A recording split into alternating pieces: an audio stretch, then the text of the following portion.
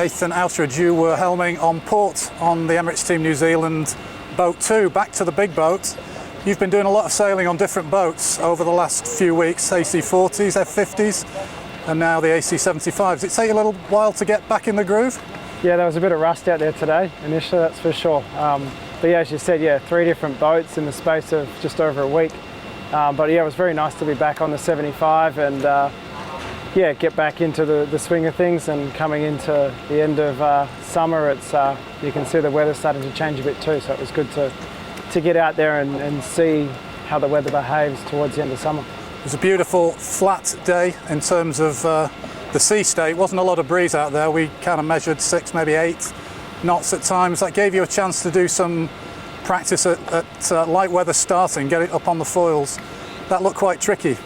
Yeah, I seemed to do a lot of sailing in that 5 to 7 knots over the last couple of weeks. And yeah, obviously the 75 behaves a bit differently to the 40 and the light air. And yeah, we could have easily done a few toe-ups early on, but we just wanted to just sort of work on our skills and try and see what we learned in the 40, how much it translates back to the 75. And yeah, eventually the wind got up over the 7-knot wind range and we were able to take off just fine and get sailing around. And yeah, it was good to have, honestly, the whole team back sailing again, because when you go into 40 mode, the whole cycling team are kind of twiddling their thumbs a little bit, and I think they all enjoyed being back out on the water with us again today. What's the conversation like on the boat between everybody when you're just trying to coax the boat out of the water in that kind of 6 to 7 knots wind range? What's the communication, Luke? Yeah, there's a big role division.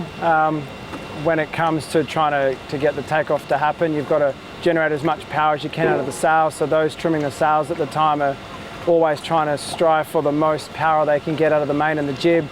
And the flight controllers are trying to, keep the boat as flat as possible. And then there's a moment where you think you're at your boat speed for takeoff, and that's when you squeeze everything on harder and generate more lift from the foils. And if you can push it up into the air, you're away. But if you're not patient enough and you go too early, then the speed starts to drop. So, it's a collective effort, and they're the moments where the cycling team have to push hard as well, because when you want to pull stuff on quickly, they're the ones who actually pull it all on. It's a fine art.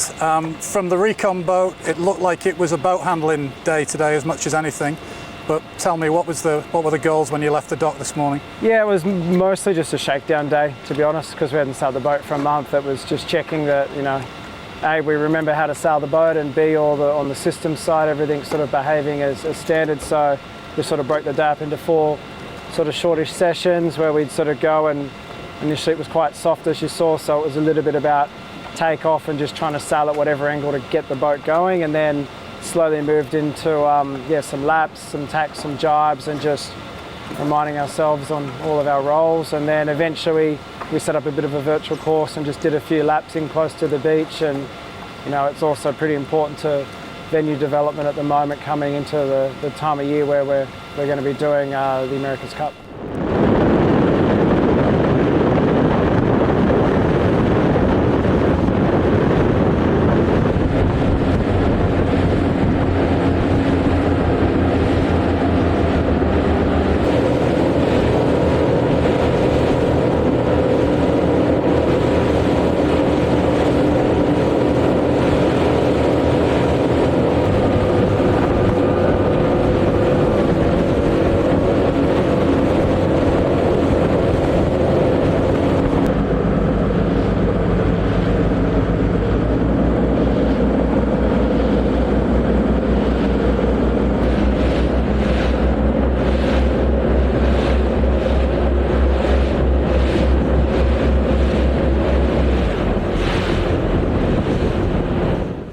Keko Bruni, helmsman on board on Rossa. Keko, long session, all kinds of wind condition.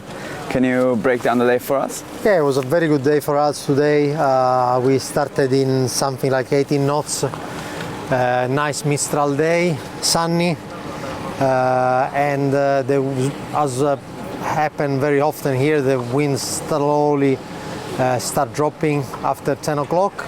But we had a very good session, 3 hours, maybe more, in all sort of wind speeds. Obviously we are missing the waves from Barcelona, but everything else was better here. Were you looking at some modes today or testing? What was the focus on? We are looking at some small modification that happened during the break, doing some testing, some maneuvers, usual stuff. Yeah, the boat was going fine. We had a couple of issues at the beginning of the day, and we fixed them, and yeah, the boat was going fine. Were those issues on the jib, perhaps, or? No, we had some issues in the hydraulics, but very easy fix, and the guys did a good job on fixing it quickly. Keko, on the comms side, between, of course, between you sailors and Chase One, have you changed something? It seemed that you're focusing more on is the comms working already, good or better? Well, yeah, the comm system is now we have a mixed system between the One Design official system that we're going to use during the Cup, which is a Riddle system, and our old system. So we are trying different settings for the mics, and we are learning about this new system really. But we have one year to learn about this new system, and then we are going to use it as every other team during the Cup. Ecco, per concludere un commento in italiano per i tifosi Luna Rossa. Beh, oggi bellissima giornata di maestrale, Cagliari ci ha accolto con un bel maestralino dai 18 nodi che poi è sceso fino a 8, bellissima giornata, è bello tornare qui a Cagliari a navigare.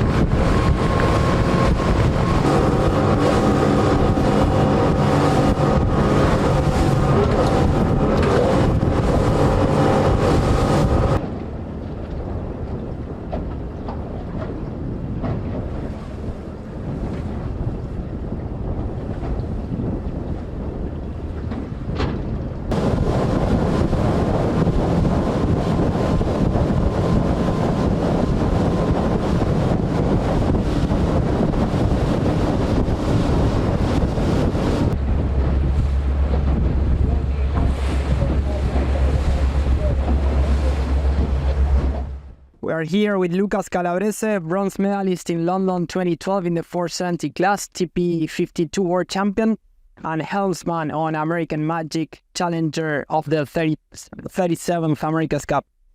Lucas, could you please summarize the day for us? Yeah, it was a great day. We had a really nice building breeze.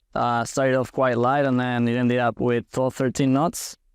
So it was really, really good with a bunch of sailing, and it was a really good day. Could you tell us which is the sensation between the two different J2s you tried today? One of them has a window, the other one doesn't.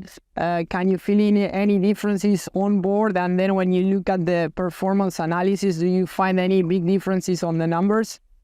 Not really. Like, we really haven't digged up too much into that yet. The reason for the window is just for visibility. Obviously, these boats are pretty hard, for the helms to be able to look, so we're just giving that a go and see how it feels. Okay. Then looking forward towards the next month, is the main objective going to be to continue developing and testing components, or is the focus going to be back into the AC75 and sailing the AC75 Patriot on these waters? A little bit of everything. I think the development always keeps going. All the time, you gotta make sure we're getting the fastest equipment for next year. So mostly focused on that, and then when it comes down to Patriot sailing, we'll try to keep learning on other factors. So I think we're gonna keep working on both.